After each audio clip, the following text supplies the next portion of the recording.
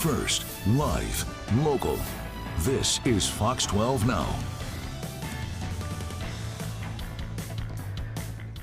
Hello, everyone. This is Fox 12 Now. Thanks for joining us. I'm Greg Nibbler. We are live streaming here out of the Fox 12 Oregon newsroom. We're here every weekday from 1 p.m. to 4 p.m. We cover a wide range of topics, and we get to have some good conversations with that. If breaking news happens, I'll be here for you with that also as part of Fox 12 Now. But one thing we have talked about consistently over the last few years of this show has been, at least once a year, we get on and talk about the 8 Seconds Rodeo. This is the 4th year of the rodeo in action in Portland, and now, of course, other places as well. We're going to talk all about that. We've got Ivan McClellan joining us. Ivan, thank you for being here, and it's good to see you as always. And man, 4 years. 4 years. 4 years. You know, I don't know how we made it past year one. That was insane. You know, I didn't know where to get dirt, animals, cowboys, fencing, or a venue, but we pulled it off year one, and I've just been riding that momentum ever since. Yeah, I mean, in getting bigger each year. Yeah, I think, yeah, as you mentioned, didn't know even know where to get dirt the first year. I think you figured that part out. We got the dirt. We got the dirt down. I'm a dirt scientist at this point. Yeah. So tell us, you know, I mean, going from first year, second year, third year, from this third to fourth year, what are some of the biggest things that, you know, you learned going from this last year? You know, what we learned is that I call it controlled chaos to the team. I want it to be perfect.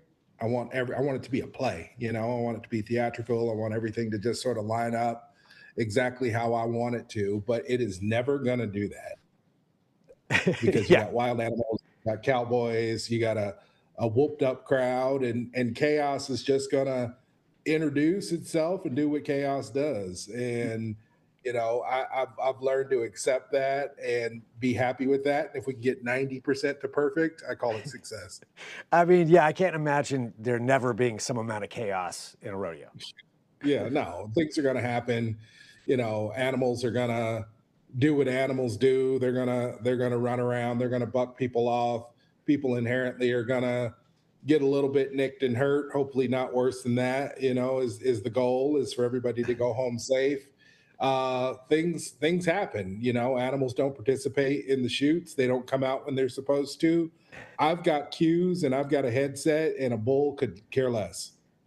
Yeah, they don't care about your schedule. No. Well, when it comes to, you know, what you've created here, and just talking about, you know, specifically 2 black rodeos, and starting this off, there had never been anything like this, at least in Portland, and you know, looking at the scene for that, and how obviously big the desire is for people to go to these rodeos, because look at where we're at the 4th year. You know, what is one of the biggest things you've seen, I guess, just nationally, you know, associated with black rodeos, and what you've been able to build here? You know, we've seen everybody leveling their game up all the way around. Rodeo is having a moment. Western is having a moment, riding the wave of Yellowstone. Yeah. Riding the wave of Beyonce and her cowboy album. Everybody goes into their closet and pulls out those boots once a year and slides them on. You know, hopefully they're getting more comfortable and broken in as we go. But what we're seeing is this isn't a trend. You know, this isn't something that people just did for a short amount of time and have moved on. This is a homecoming. This is something that people are taking ownership of and thrilled to come year after year. What we're seeing are larger groups coming to the rodeo. You know, other rodeos around the country are seeing this as well. You're seeing a lot more women come to the rodeo. 70% of our audience are women, which is, you know, always surprises me, but we're thrilled to have them. And you're seeing people start to treat the rodeo and treat this event this weekend like a family reunion that they're going to come to year after year, we hope. And I'm excited to be a steward of it, and glad to see that evolution. That is the sign of a good event, is if, yeah, it feels like a reunion where it's like, okay, see you next year. This, you know, we're already planning on this. And talking about this year's event, you know, going from each year, it seems like it's gotten bigger, more complex. There's more things to it. What can we expect for this year?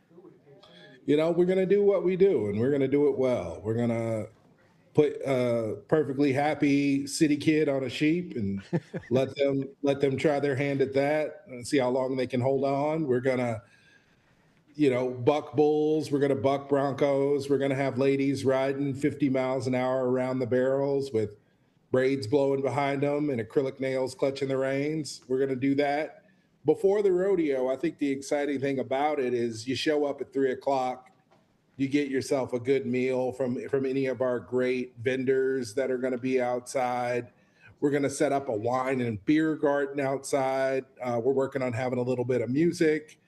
We got one of the best line dancing instructors in the country coming out, Justin Williams, who's going to teach you how to line dance.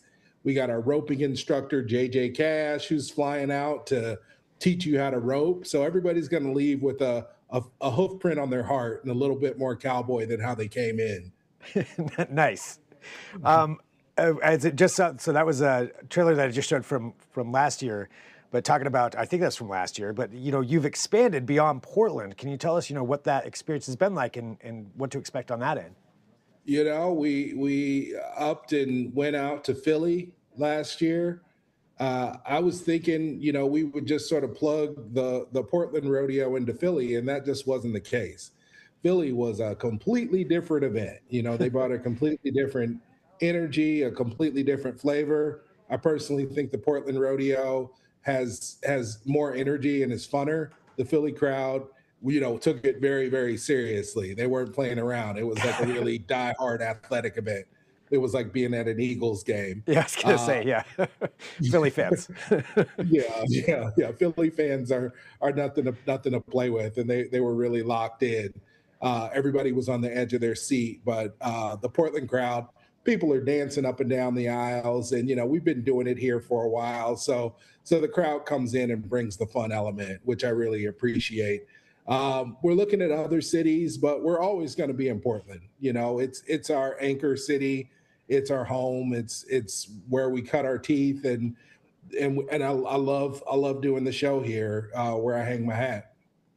Well, and as much as we've said, people coming back year after year, it seems like, there's probably newer people coming too, maybe somebody coming for the first time. So like, for those people who are maybe going to this for the first time, what is your recommendation on how to enjoy this the best? You got to pay for the whole seat, but you're only going to use this much of it. You're gonna be amazed at what you see. Even if you've been to a rodeo before, this is nothing like your typical rodeo. We've got DJ Malski coming up to play music, and there are old school jams, and there's hip hop and soul, and the crowd is singing around the entire time. You'll see an athlete do a backflip off of the fence. You'll see an athlete throw their hat out in the crowd, jump on the fence, and whoop up the crowd. We just bring energy and we bring culture to the format of rodeo that I personally haven't seen anywhere else. It's difficult to describe, but if you've been there and you felt the electricity in that room, that it's spiritually powerful and physically moving, and that's what we hope that anybody new leaves the room with, that they go, you know what? I paid my ticket price, and you don't owe me a dang thing. I had the time of my life.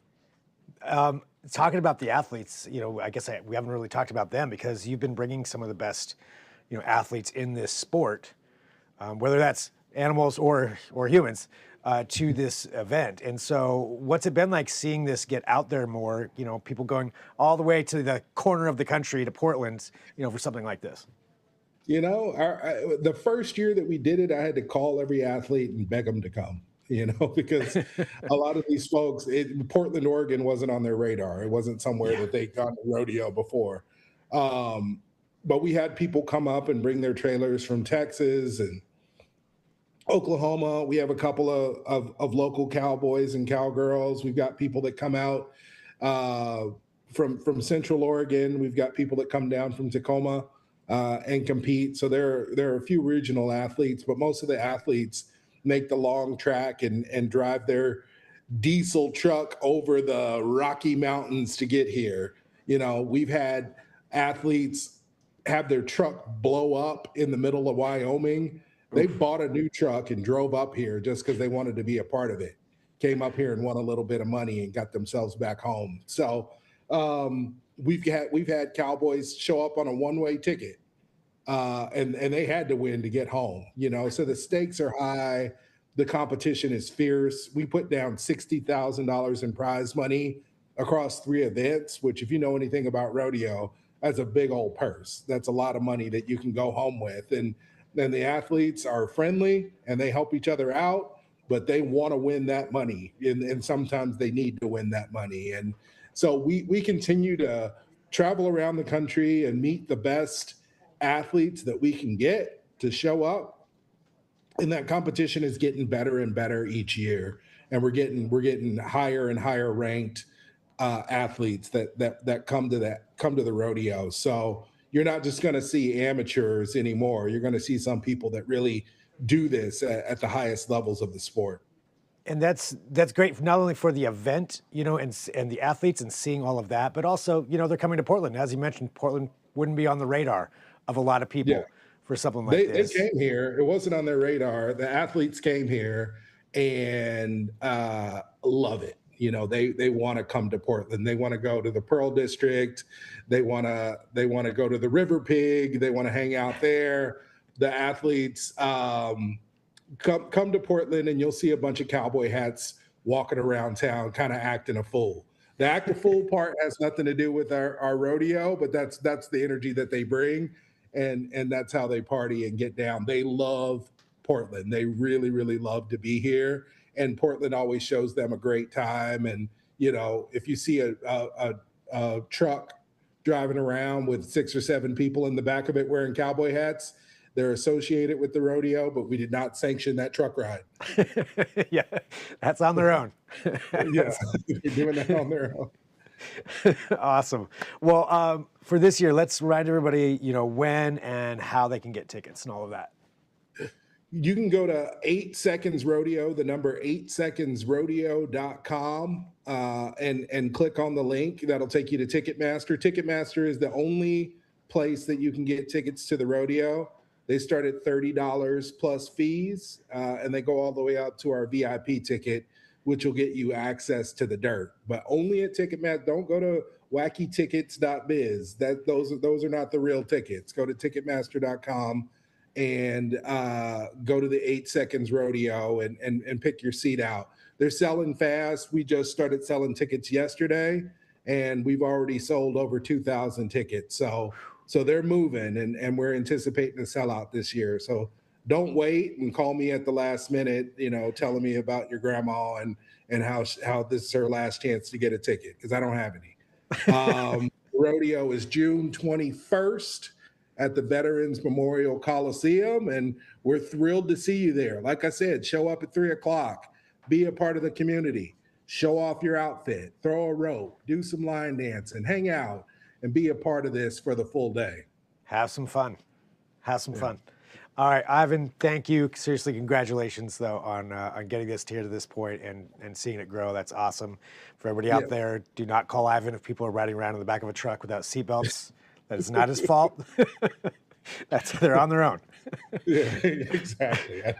That is not our official mode of transportation. So I'll see you all there. All right, Ivan, thanks so much, man.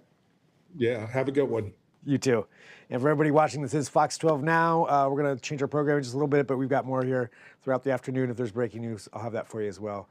And we'll talk to you soon with more.